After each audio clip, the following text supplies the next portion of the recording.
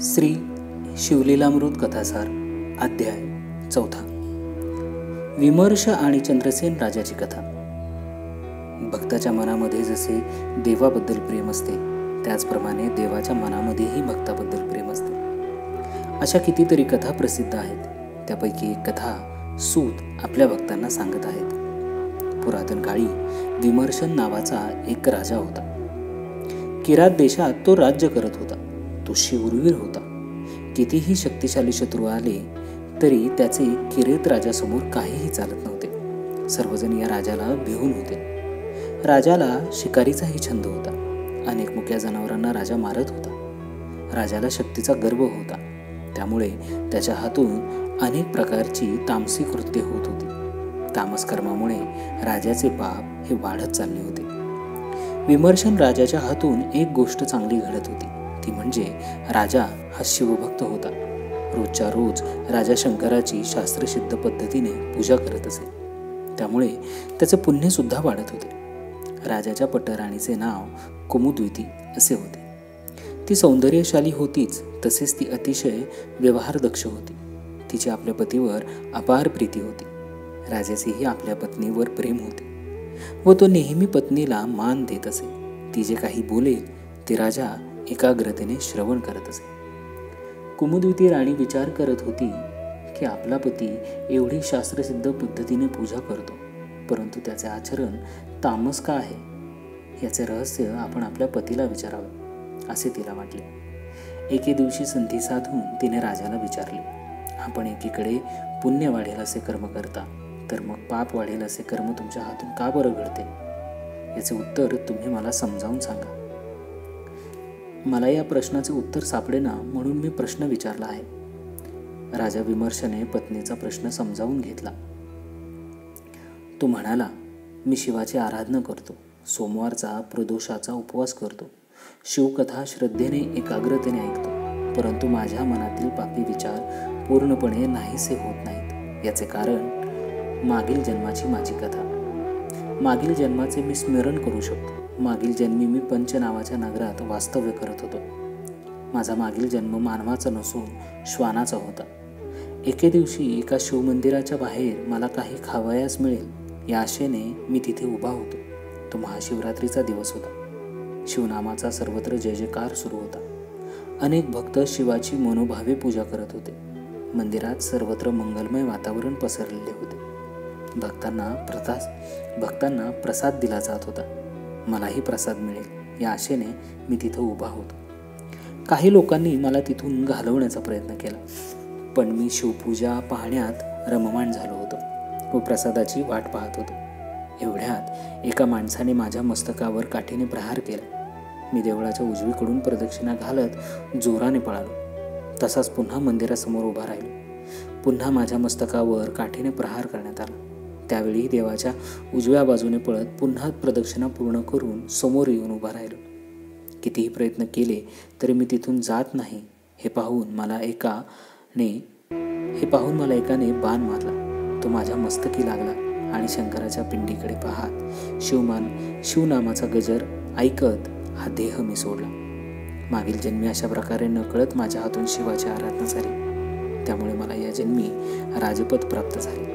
परंतु श्वानाचे अनेक दुर्गुण या जन्मीही शिल्लक राहिले. सद्गुण वाढवण्याचा कितीही प्रयत्न केला तरी दुर्गुण आड येतात. राजाची मागील जन्माची कथा राणीने ऐकली.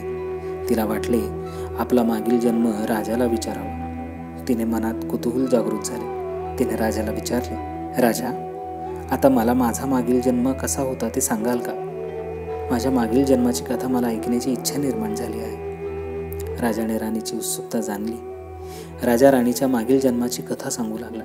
हे राणी, मागील जन्मी तू एक कबुतरी होतीस. एके दिवशी तोंडात मांसाचा तुकडा घेऊन तू आकाशात संचार करत होतीस. तेवढ्यात एका ससाण्याने तुला पाहिले. तो तुझा पाठलाग करू लागला. जवळपास एक शंकराचे मंदिर होते. तू घाबरून देवळाच्या भोवती उजवीकडून 3 प्रदक्षिणा घातल्या. नकळत तुझे पुण्य जोडले गेले. तू घाबरलेली होतीस, दमून गेली होतीस. ससाण्याने तुझ्यावरती झडप घातली आणि तुझी प्राणज्योत मावळली. तुझे कलेवर शंकराच्या मंदिरासमोर पडले. एवढी पुण्याई तुला लाभल्याने या जन्मी तू राणी झालीस. सहज जरी हातून सत्कर्म झाले तरी त्याचे पुण्य फळ प्राप्त होत असते. आपल्या मागील जन्माची कथा ऐकून राणीला आश्चर्य वाटले. राणी कुमुदितीने पुन्हा राजाला प्रश्न केला, या जन्मानंतर आपणाला कोणता जन्म लाभणार आहे हे मला आपण सांगाल काय? आपणास अनेक गोष्टींचे ज्ञान आहे, तरी आपल्या पुढील जन्माचे रहस्य मला सांगावे.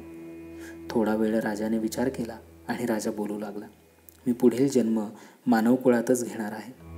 तुझाही मानव कुळातच जन्म होऊन तू जया नावाची राजकन्या होशील. त्या जन्मात देखील आपल्या दोघांचा विवाह संपन्न होईल, आपला सुखाचा प्रपंच होईल, आपले राज्यही वाढेल. त्यानंतर माझा जन्म सौराष्ट्रात होणार आहे आणि तुझा जन्म कलिंग देशात.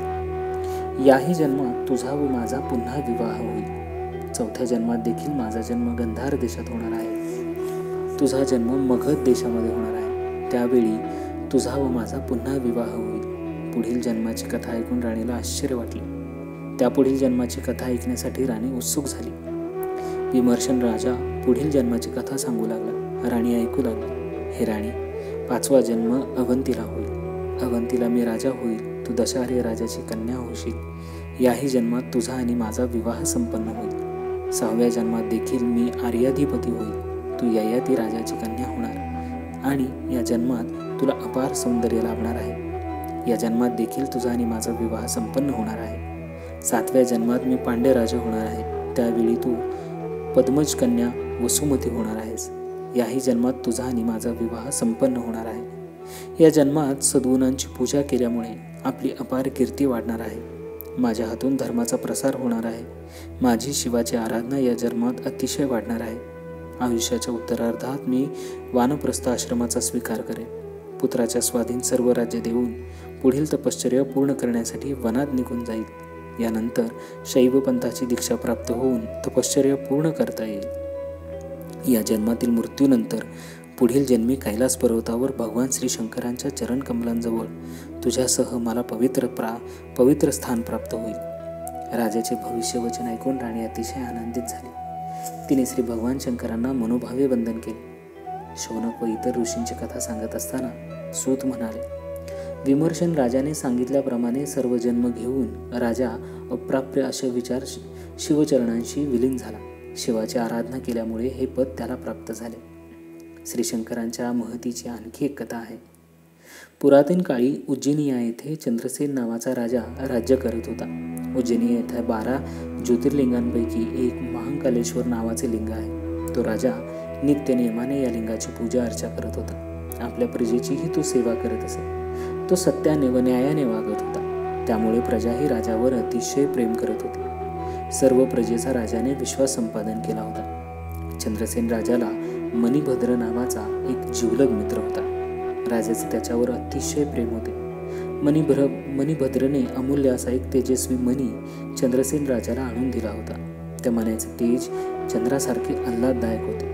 या मण्याला अष्टधातूंचा स्पर्श झाला की त्याचे सुवर्णात रूपांतर होत असे. कोणी या मण्याचे दर्शन घेतले तर सर्व रोगांचा नाश होत असे. निरनिराळ्या प्रकारे उपयोगी पडणारा असा हा मणी होता. राजाचा कारभार सुखाने चालला होता. त्यामुळे दुष्काळ अथवा अवर्षण राज्यात नव्हते. राज्यातील गरिबी संपुष्टात आली होती. राजाने तो मणी आपल्या अंगावर घातला तर राजाला दिव्य तेज प्राप्त होत असे. हा मणी घालून राजा युद्धात जात असे आणि विजय प्राप्त करून परत येत असे. या अनमोल मण्याचा राजाला फार उपयोग झाला. अनेक वैरी राजाचे मित्र बनले. राजाशी कोणी संघर्ष करावयास तयार होईना. राजा नेहमी शिवभक्तीत रमून जाई. राजाकडे ऐश्वर होते, काही कमतरता नव्हती. प्रभू प्रेमात तो रमून गेला होता. त्याचे वाढलेले ऐश्वर पाहून इतरांच्या मनात द्वेष निर्माण होत असे. एके दिवशी सर्व राजांनी विचार केला की चंद्रसेन राजाशी आपण एकट्याने लढून काही उपयोग होणार नाही. यासाठी आपल्या सर्वांची एकी होणं गरजेचं आहे. आपण सर्वजण एकत्र आलो तर निश्चितच त्या राजाचा पराजय करू शकू. हा विचार सर्व राजांना पटला. त्यांनी स्वतंत्र सेना निर्माण केली. सर्वांनी मिळून संगनमताने उज्जैनी नगराला वेढा घातला. आपला एक खास दूत राजाकडे पाठवला. त्या दूताबरोबर एक संदेश दिला होता की तो असा आहे की, हे राजा, तुझ्या गळ्यातील तेजस्वी मणी आम्हाला दे. तो जर तू दिला नाहीस तर तुला आम्हा सर्वांबरोबर युद्ध करणे भाग पडेल.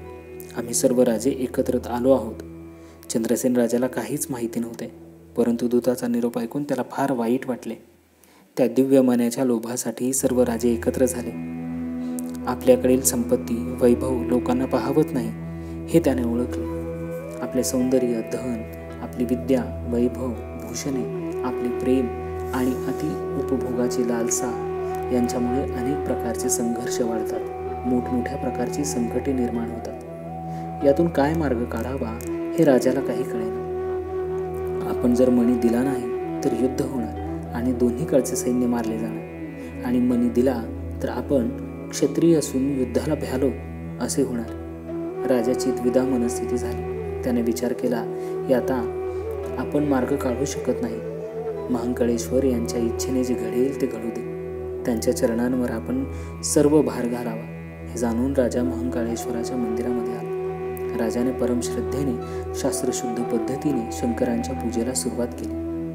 इकडे पूजा चालू झाली आणि चंद्रसेन राजाचा प्रधान वेढा घातलेल्या सैन्याशी मुकाबला करत होता. मोठ्या प्रमाणात युद्धाला सुरुवात झाली होती. सर्वत्र भयानक वातावरण निर्माण झाले होते. राजा परमश्रद्धेने शांत मनाने शिवशंकरांची आराधना करत होता. राजाची पूजा पाहण्यासाठी गावातील अनेक लोक आले होते. गावकरी मंडळींच्या बरोबर एक तरुण विधवा महिला पूजा पाहण्यास आली होती. तिच्याबरोबर 5-6 वर्षांचा मुलगा होता. तो मुलगा अत्यंत एकाग्रतेने पूजा पाहत होता. त्याचे सारे लक्ष पूजेकडे लागले होते. त्या मंदिरातील मंगलमय वातावरण, प्रसन्नता, पूजेचे सर्व उपचार पाहून मुलाला खूप आनंद झाला. बराच काळ राजाची पूजा सुरू होती. एकाग्रतेने तो मुलगा ती पूजा पाहत होता. थोड्या वेळाने आई आपल्या मुलाला घरी घेऊन आली. आई आपल्या घरातील कामांमध्ये रंगून गेली. मुलगा बाहेर अंगणात खेळत होता. त्याच्या डोक्यामध्ये राजाच्या पूजेचा विचार भरला होता. त्याने शंकरांच्या पिंडीसारखा एक दगड आणला आणि तो एका ठिकाणी स्थापन करून त्याच्या समोर बसून तो त्या पिंडीची पूजा करू लागला. त्याच्याजवळ पूजेचे साहित्य नव्हते. त्याला पूजेतील मंत्र देखील माहीत नव्हते, परंतु शुद्ध भावनेने तो पूजा करत होता. जवळपासची फुले त्याने गोळा केली होती. त्याने डोळे बंद करून घेतले आणि अत्यंत एकाग्रतेने शुद्ध अंतःकरणाने देवाचे नाव घ्यावयास त्याने सुरुवात केली. इकडे घरामध्ये आईने स्वयंपाक पूर्ण करून ठेवला होता.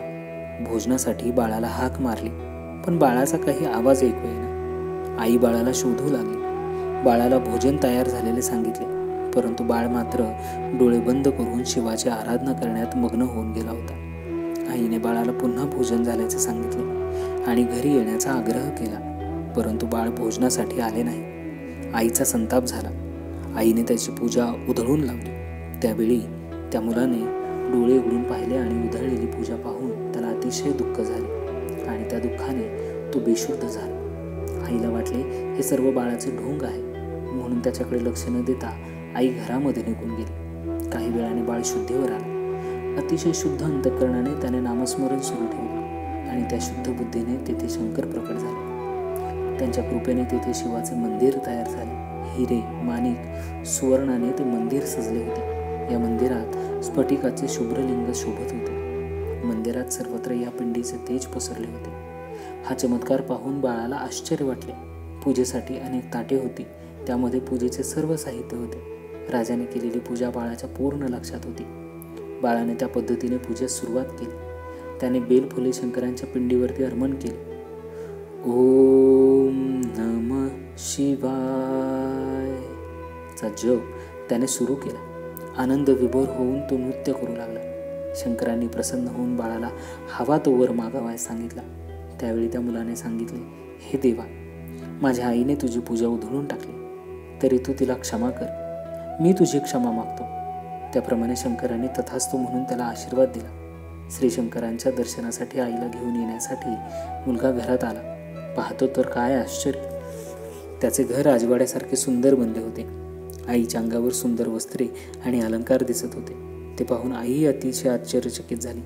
मुलाने आईला शंकरांच्या दर्शनासाठी हकीकत सांगितली आणि तोही दर्शनाला चल असे म्हणत तो तिला बाहेर ओढू लागला. आईने बाहेर येऊन शंकरांचे दर्शन घेतले. त्यांना साष्टांग नमस्कार घातला. ही बातमी राजाच्या कानांवर पडली. गावातही सर्वत्र ही बातमी पसरली. त्या भावनिक मुलाला पाहण्यासाठी लोकांनी गर्दी केली. नगराच्या बाहेर ज्या शत्रूंनी गराडा घातला होता आणि लढायला सुरुवात केली त्यांना ही बातमी यावेळी कळाली. तेव्हा त्यांनी लढाई थांबवली आणि राजाला निरोप पाठवला. हे राजा, आम्ही तुझ्याशी युद्ध बंद केले आहे. आमच्या मनातील सारे वैर संपून गेले आहे. मित्र म्हणून आम्ही आता नगरात येणार आहोत. तरी अशी आम्हास परवानगी द्यावी असा निरोप पाठवला. चंद्रसेन राजाने तो निरोप घेतला. त्याला अतिशय आनंद झाला. महाकाळेश्वर यांच्या कृपेने आपल्यावर आलेले संकट दूर झाले याची राजाला जाणीव झाली. त्याने आपल्या प्रधानाला बाहेर बोलवले आणि तो नगराच्या बाहेर वेशीजवळ आला. त्याने सर्व राजांना यथायोग्य स्वागत केले.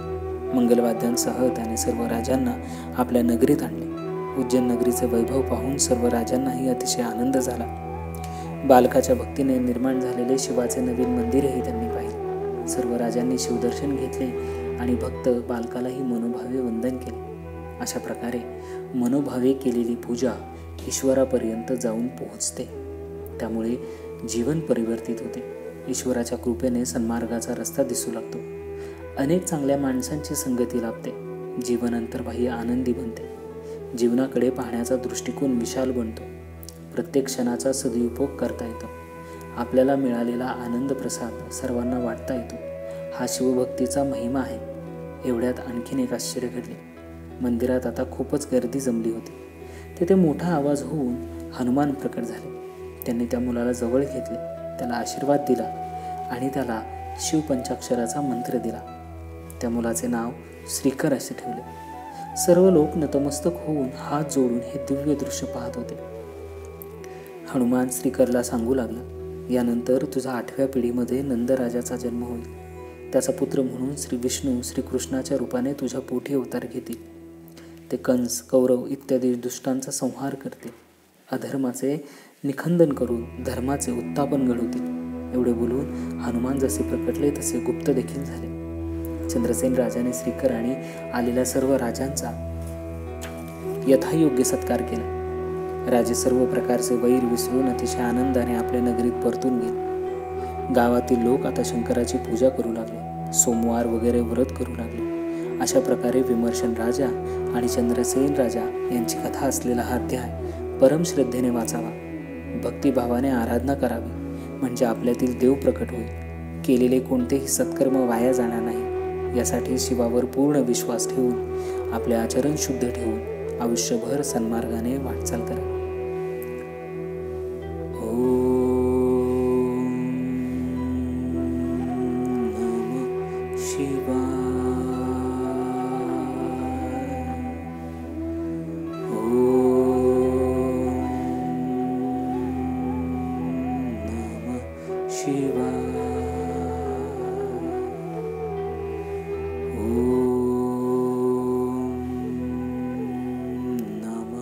शिवा